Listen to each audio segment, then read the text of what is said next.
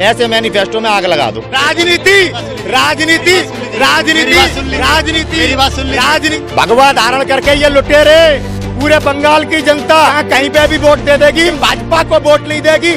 ममता बनर्जी प्रचार से नहीं बनी है, उनने संघर्ष किया है। क्या गैस के दाम नहीं बढ़े? ये राष्ट्रवादी हो गई। आप चाहते हैं, आप दिखा रहे हैं कि बड़ी गाड़ी बन गई तो आप रविंद्रनाथ टैगोर बन जाएंगे। आज ये मैनिफेस्टो बता रहा है कि तुम रोटी के लिए वोट दो। नितिन सेंगर, क्या लग रहा है भारतीय जनता पार्टी ने जो अभी मैनिफेस्टो जारी किया है उससे आपको कितनी उम्मीद लग रही है? यही है मैनिफेस्टो वाले, और इस मैनिफेस्टो को जरूर पढ़ लेना। बंगाल के प्रत्येक नागरिक से मेरा निवेदन है, कभी आपके लिए ऐसे मैनिफेस्टो तैयार होते थे जिसमें आपको ये बताया जाता था आपको रोजगार मिलेगा, ठीक है, आपकी क्या असुविधाएं, आपको कैसे सुविधाएं दी जाएंगी। आज ये मैनिफेस्टो बता रहा है कि तुम रोटी के लिए वोट दो।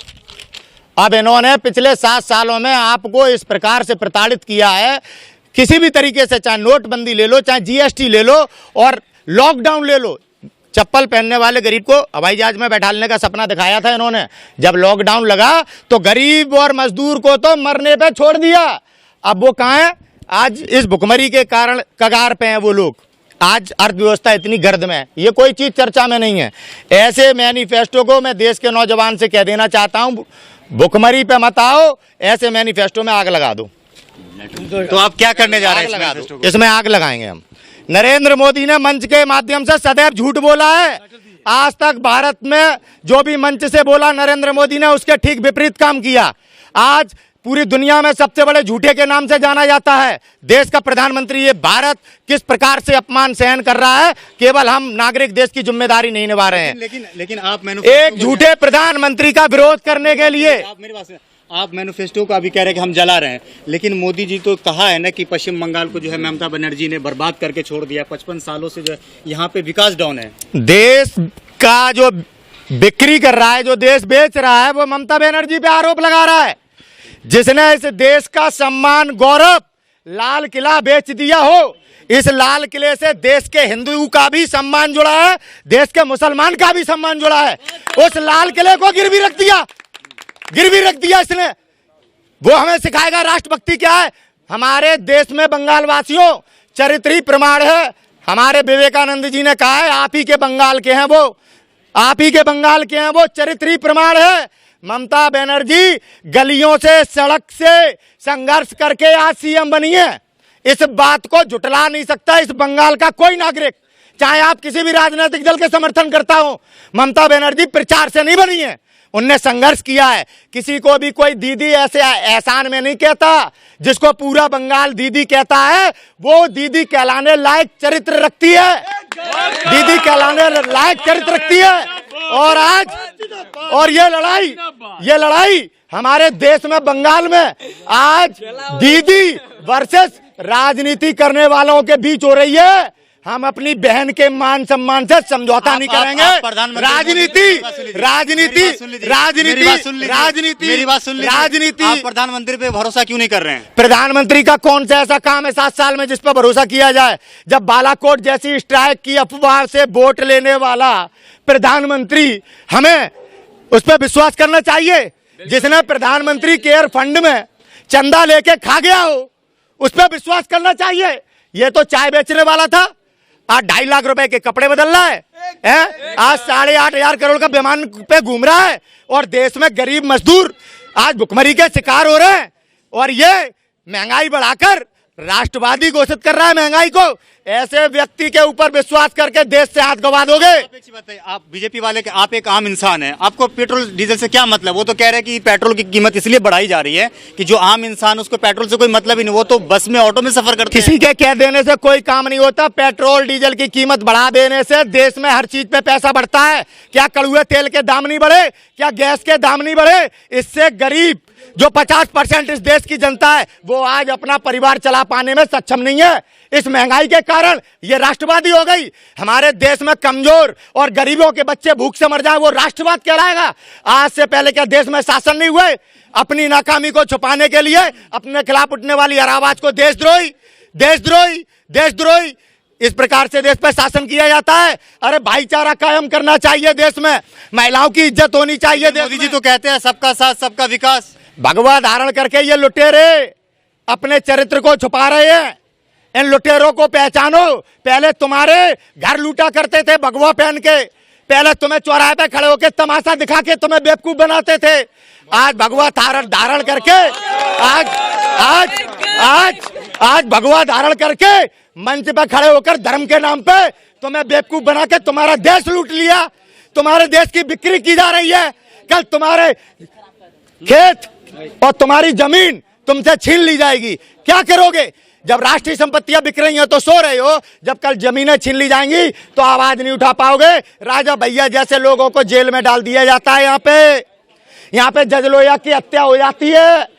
एक आईपीएस अधिकारी आज जेल काट रहा है और गुंडा तड़ीपार आज गृह मंत्री है। आपने बीजेपी का मैनिफेस्टो जो है जलाया, इससे क्या असर आपको लग रहा है कि असर पड़ने वाला है? बिल्कुल असर पड़ेगा। पूरे बंगाल की जनता चाहे कहीं पे भी वोट दे देगी, लेकिन भाजपा को वोट नहीं देगी। एक सीट पे जीत नहीं। बंगाल की जनता चाहती तो है ना बीजेपी को, तभी तो 18 सीट पे जीत पाई है। बंगाल की जनता नहीं, वो ईवीएम की जीत थी, दुष्प्रचार की जीत थी। जैसे बिहार में चुनाव जीता वैसे ही 18 सीटें जीती है। यह है सच। चुनाव आयोग वीडियो रिकॉर्डिंग क्यों नहीं कराता जब चुनाव होता है? हर कॉलेज में जहां चुनाव होता है सीसीटीवी कैमरा है। क्या उसमें चुनाव आयोग को हमारा मतदान हमें दिखाने के लिए, क्योंकि पूरा देश कह रहा है कि ईवीएम में मतदान सुरक्षित नहीं है, क्या आज हमारे देश में उसकी वीडियोग्राफी नहीं करानी चाहिए? तुरंत पता लगेगा। ईवीएम बैन का भी बहुत जगह आवाज उठता है कि ईवीएम को बैन किया जाए। पूरा देश उठा रहा है, बहुत जगह नहीं, पूरा देश। सर्वे कर लेना, 100 में से 100 आदमी कह रहे हैं अरे हमारा मत सुरक्षित नहीं होगा तो हमारी तो पूछ ही नहीं होगी। आज हो क्या रहा है? कहां पूछे जनता की? किसान आतंकवादी, नौजवान टुकड़े टुकड़े गैंग, मुसलमान आतंकवादी, खालिस्तानी, सिख खालिस्तानी, बैंक वाले भी हैं। हाँ, बैंक वाले भी हो गए। अब ये वही बैंक वाले हैं ना, जब निजीकरण हो रहा था बीएसएनएल का तब घर पे बैठे थे हैं। आज जब अपने अपने गले पे पैर रख गया है तब आप आंदोलन कर रहे हैं। क्या पहले देश में बताया नहीं था? क्या विपक्ष ने इस चीज को सामने नहीं लाया था? सब चीजों को समझना चाहिए। आप एक बताइए, आप एक हिंदू हैं, पश्चिम बंगाल में है, कोलकाता की सरजमी पे, आप यहाँ पे कैसा महसूस करते हैं? क्या यहाँ के हिंदू खतरे में हैं? पूरे भारत में अगर कहीं पे भी भाईचारा है तो बंगाल में है। यहाँ पे किसी माँ को अपनी बेटी की चिंता नहीं करनी। यहाँ पे कोई ऐसा नहीं जो सड़क पे बेटी को छेड़े। इतना स्वच्छ और साफ माहौल प्रचार के माध्यम से हमारे देश को कैसे गुमराह किया जाता है? केवल ये गंदी राजनीति, इस राजनीति को समाप्त करना होगा। जो नफरत है। आप एक चीज बताइए, दीदी जय श्री राम के नारे से चिढ़ती क्यों है? कौन कहता है दीदी चिढ़ती है? कोई है प्रमाण? आरोप लग जब किसी के मान सम्मान को ठेस पहुंचाने के लिए हमारे धर्म का उपयोग किया जाएगा तो क्या उसका जवाब नहीं दिया जाएगा? दीदी भी हिंदू है, इनके पास कोई सर्टिफिकेट नहीं है। लेकिन बताया जाता है यहाँ पे जय श्री राम के नारे नहीं लगाने। कौन बता रहा है यार? हम रोज जय श्री राम जय श्री राम जय श्री राम। और क्या करें? क्या छाती पे लिखे इन गुंडों के लिए, इन लुटेरों के लिए जो देश लूट रहे हैं? इन्हें हम बताएं कि हम जय श्री राम वाले हैं? इन लुटेरों को, इन बलात्कारियों को अरे शर्म आनी चाहिए। धर्म की दलाली करके राजनीति करने वाले इन गुंडों के साथ आप खड़े हैं। चलिए, आपको क्या लग रहा है सर, अभी आप मैनिफेस्टो जलाया गया तो इसका क्या असर दिखेगा? देखिए, सबसे बड़ी बात है कि यहाँ जो मैनिफेस्टो हम लोगों के हाथ में आज मिला है उसमें लिखा हुआ है कि सोनार बांग्ला संकल्प पत्र 2021। इसका मतलब है कि ये इनका मैनिफेस्टो है, ये आगे क्या करना चाह रहे हैं। लेकिन इसमें यही बताना चाहिए, जो हम लोग सब जान रहे हैं आज के डेट में, कि इन्होंने क्या कर चुके हैं पहले, इन्होंने किस तरह की राजनीति यहाँ पर की है। तो ये मैनिफेस्टो को मैं अभी रखता हूँ अपने पास में, लेकिन इनका जो ओरिजिनल जो चीज़ है वो मैं आपको बताना चाहूँगा कि ये जो भी 7 साल में जो इनका जो भी राजनीति जो 7 साल में ये किए हैं, सबसे पहले जो है इनसे ये बोलिए कि ये किसके फॉलोअर हैं? ये नथुराम गॉडसे के फॉलोअर हैं कि महात्मा गांधी के फॉलोअर हैं? आप याद रखिए, ये कभी नहीं बोलेंगे कि मैं नथुराम गॉडसे का फॉलोअर हूं और मैं गांधी जी का फॉलोअर हूं। उनको बोलिए कि बोलने के लिए कि आप जो है नथुराम गॉडसे मुर्दाबाद बोलेंगे, कभी नहीं बोलेंगे, क्योंकि वो उनके फॉलोअर हैं। लेकिन देश तो गांधी का है ना, गांधी का देश है। और गांधी के देश में रहते हुए भी, गांधी के देश हम लोग रहते हुए भी, आजाद भारत में रहते हुए भी कुछ लोग ऐसे हैं जो इनकी गुलामी कर रहे हैं। वो अंधभक्त हैं, वो जो गुलामी कर रहे हैं। गांधी जी के देश में ही उनका पुतला बनाकर उनके पुतले का गोली चलाया जाता है। अच्छा ये बताइए मुझे कि आपने कहा था कि 15 लाख रुपए जो है आपको हर खाते में जाएगा, क्या आपको मिला आज 15 लाख रुपए? बता दिया जुमला है। ये जुमला है, मोदी जी ने ये कहा कि ये जुमला था, चुनावी जुमला था। अमित शाह ने कहा ये चुनावी जुमला था। उनका एक मंत्री जो है सुब्रमण्यम स्वामी, वो भी कहते हैं कि ये चुनावी जुमला था। तो इससे साफ जाहिर हो जाता है कि ये लोग कैसे ठगने के लिए आए हैं। ये एक कहावत है कि ऐसा कोई सगा नहीं जिसे मोदी जी ने ठगा नहीं, ऐसा कोई सगा नहीं जिसे मोदी जी ने ठगा नहीं। तो ये इनकी ठगी की ये लिस्ट है। अब आप बताइए, उन्होंने कहा था कि 2 करोड़ नौकरी हर साल युवा को देंगे, लेकिन क्या मिलता है?